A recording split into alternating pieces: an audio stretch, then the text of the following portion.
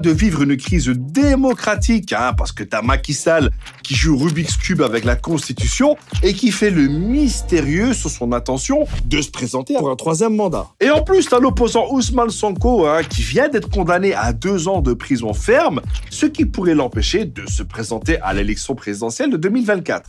Du coup, on va essayer de comprendre ce qui se passe au Sénégal et pourquoi les Sénégalais sont aussi énervés que moi quand j'entends que Netflix adapte un nouveau manga. Dès qu'Ousmane Sonko s'est mangé 2 ans de prison, une amende et des dommages et intérêts, t'as plein de Sénégalais qui sont descendus dans la rue contre ce qu'ils considèrent comme un acte politique. Et perso, moi aussi, j'ai quelques questions parce que j'ai pas trop compris certains trucs dans cette histoire et dans le fait que des gens sont toujours pas abonnés à la chaîne. Le mec, il était accusé de viol et de menaces de mort envers une jeune femme. Bon, finalement, il a été acquitté de tout ça, mais il a été condamné pour corruption de la jeunesse. C'est-à-dire? La justice a tranché. Vous êtes innocent. Ça veut dire que je suis libre? Et donc, que je peux lancer ma campagne présidentielle? Comment ça, présidentielle? Non, j'ai pas terminé. Vous êtes innocent, virgule, néanmoins, coupable de corruption de la jeunesse. On est sûr que ça existe, Okay. Non, corruption, je sais, mais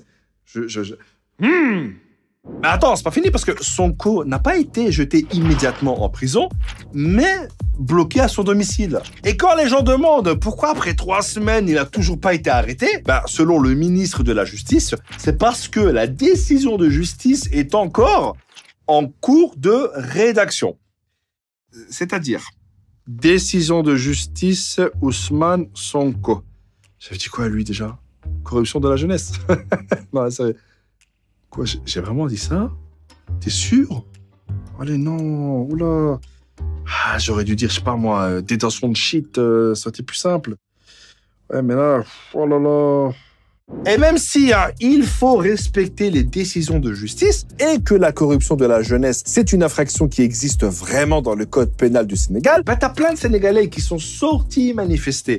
Mais là, où ça devient sombre, c'est qu'ils se sont retrouvés en face de la police qui, selon certains, aurait utilisé des enfants comme bouclier humain, mais ils se sont aussi retrouvés en face de mecs en civil non identifiés comme étant des membres des forces de sécurité et accusés d'avoir tiré à balles réelles. En quelques jours au total, il y a eu plusieurs centaines d'arrestations, des centaines de blessés et au moins 23 morts selon Amnesty International. Forcément, il y a direct eu une guerre de communication où les deux côtés sont rejetés la faute. Mais bon, il y a quand même des vidéos où on voit bien qu'il y a des mecs armés en civil qui sont plus en duo avec la police qu'en duo avec les manifestants. Et quand le procureur de la République a fait un communiqué, il a déclaré qu'il y avait certes des morts, mais aussi des casseurs. Et donc, il a ouvert une enquête sur les casseurs. Et pour les morts... T'as d'ailleurs le Haut Commissariat des Nations Unies aux droits de l'homme qui s'inquiète de ce qui se passe au Sénégal et qui demande une enquête indépendante sur les morts de manifestants. Et que fait donc Macky Sall, me direz-vous? Il dépose des bougies, mais en Ukraine, en mémoire des milliers de civils tués par les forces russes.